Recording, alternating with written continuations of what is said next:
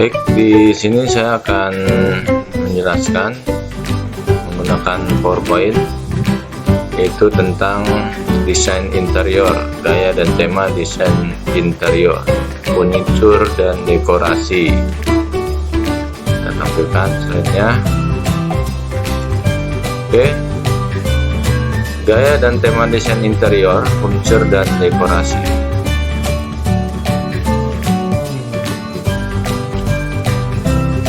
Desain interior pada dasarnya terkait dengan hal merencanakan, menata, dan merancang ruang-ruang interior di dalam sebuah bangunan agar menjadi sebuah tatanan fisik untuk memenuhi kebutuhan dasar manusia dalam hal penyediaan sarana bernaung, ini rumah, dan berlindung.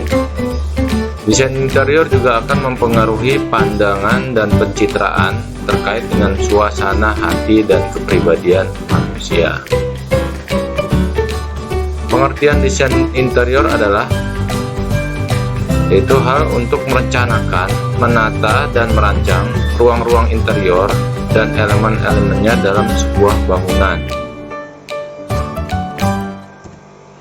Nah, ini tujuan dibuat desain interior. Kenapa kita harus membuat desain interior? Yang pertama adalah untuk memperbaiki fungsi. Jadi kalau dijelaskan, jika sebuah bangunan tidak berfungsi dengan baik, terutama desain di dalamnya, maka desain interior akan mengembalikan fungsi tersebut supaya fungsinya sesuai dengan apa yang diinginkan. Yang kedua, desain interior akan memperkaya nilai estetika atau keindahan. Jadi kalau kita membuat desain dengan baik, maka ruang yang kita desain tersebut akan lebih indah dan lebih estetik sehingga enak dipandang. Yang ketiga, desain interior akan meningkatkan aspek psikologis sebuah ruangan. Ya, tentu saja psikologis terhadap orang yang menempatinya juga. Kalau desainnya bagus, maka orang yang menempati juga akan nyaman. Oke. Nah, di sini ada gaya dan tema. Dalam desain interior itu ada gaya dan tema yang akan kita pelajari kali ini. Pengertian gaya desain interior adalah ragam atau corak yang digunakan sebagai ekspresi kepribadian untuk memecahkan masalah desain interior, mencakup unsur-unsur konstruksi, bahan, warna, dan karakter daerah. Gaya juga dapat berubah sesuai dengan perkembangan zaman atau mode. Berikut tema. Tema itu adalah suatu pola atau ide dasar yang dijadikan acuan utama untuk merancang desain. Contohnya, temanya berkaitan dengan kemaritiman atau go green atau kenusantaraan dan lain-lain. Jadi tema ini bermacam-macam. Nah, ada 5 gaya yang kita bahas pada kali ini. Yang pertama itu gaya rustik. Nah, apa sih gaya rustik itu? Kita lihat. Jadi gaya rustik pengertiannya adalah suatu gaya desain interior pedesaan yang menggambarkan variasinya dengan penekanan pada alam. Jadi ada unsur-unsur alam dan natural. Nah, jadi desain ini membawa suasana alam ke dalam ruangan. Ciri-cirinya, desain ini menggunakan bahan-bahan dari kayu, bambu, atau batu-batuan.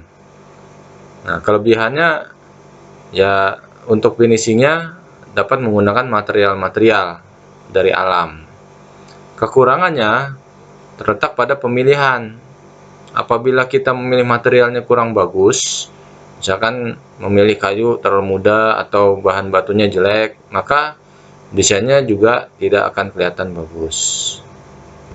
Nah, ini contohnya. Contoh desain rustik, ada batu, terus ada pohon. Ya, kita kembali lagi. Yang berikutnya, yang kedua adalah gaya klasik. Apa itu gaya klasik? Kita lihat di sini. Ya, pengertiannya gaya klasik adalah Desain interior klasik itu berasal dari gaya-gaya Romawi atau Yunani yang berbasis pada susunan, keseimbangan, dan harmonisasi yang sempurna. Ciri-cirinya terdiri atau banyak titik-titik fokus, ada ornamen lengkung, detail, dan ukiran. Kelebihan dari desain ini atau gaya klasik ini menghasilkan tampilan produk yang elegan dan mewah. Ya, seperti kalau kita pernah ke kota wisata, nah itu desainnya desain klasik. Kekurangannya itu boros bahan, kurang efisien, dan lama waktu pengerjaannya. Ya, contohnya seperti ini nih. Ini desain klasik. Ya, desain klasik. Jadi banyak sekali ornamen. Lanjut, yang ketiga yaitu gaya minimalis. Nah, ini yang sering dipakai. Gaya minimalis itu adalah gaya desain interior yang mengutamakan fungsi dan efektivitas sebuah ruangan serta perabot, sehingga tercipta ruangan yang minimal dan fungsional.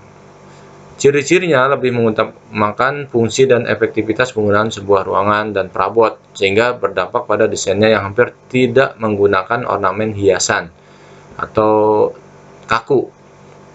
Nah, kelebihannya, proses pengerjaannya cepat dan bahan materialnya mudah didapat. Kekurangannya letak pada kualitas. Jadi, kalau tidak menguasai teknik pekerjaannya, maka produknya akan terlihat kasar dan tidak presisi. Jadi detailnya itu pada pengerjaannya.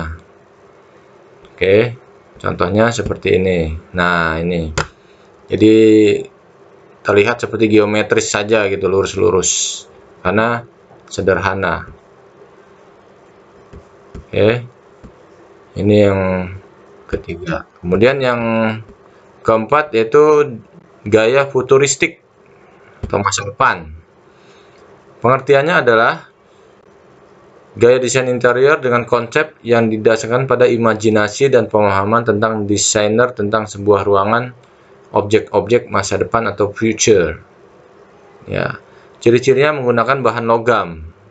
Jadi bahan logam ini seperti untuk pesawat terbang atau ulang-alik. Nah, itu untuk bahan-bahan logam. Kelebihannya terletak pada desain yang bersifat isotonik atau penanda yang berbeda dengan lingkungan sekitarnya. Karena bentuknya yang unik, ya, jadi beda dengan lingkungan sekitarnya. Kemudian kekurangan ya kalau materialnya mahal karena menggunakan bahan logam. Dan kombinasinya sebagai finishing akhir itu pakai logam, jadi agak mahal. Nah, ini contohnya. Nah, seperti di pesawat ya. Jadi gayanya gaya masa depan. Seperti ini. Lanjut. Yang terakhir yaitu gaya elektrik atau combo, eklektik atau combo. Pengertian gaya eklektik atau combo adalah desain interior dengan konsep yang mengkombinasikan dua atau lebih gaya penataan interior. Ciri-cirinya terletak pada penggabungan dua atau lebih gaya penataan interior. Akan tetapi dalam penataannya dikelompokkan berdasarkan kesamaan gaya desain, jadi satu kesatuan. Kelebihan dari gaya eklektik yaitu ruangan akan terlihat formal. Ya, lebih formal, tidak kaku dan lebih dinamis. Kekurangannya, ruangan akan terlihat tumpang tindih apabila salah dalam pengaturan. Ya, jadi seperti itu. Kita lihat di sini. Nah, ini kursinya dengan model-model lemari es dan meja itu ada desain future-nya sedikit, ada klasiknya sedikit, jadi kombinasi ya, kombinasi antara desain-desain yang ada, jadi satu kesatuan. Ini yang sering digunakan ya biasanya desain minimalis sama eklektik atau combo gitu ya, jadi ini yang sering digunakan. Oke, terima kasih.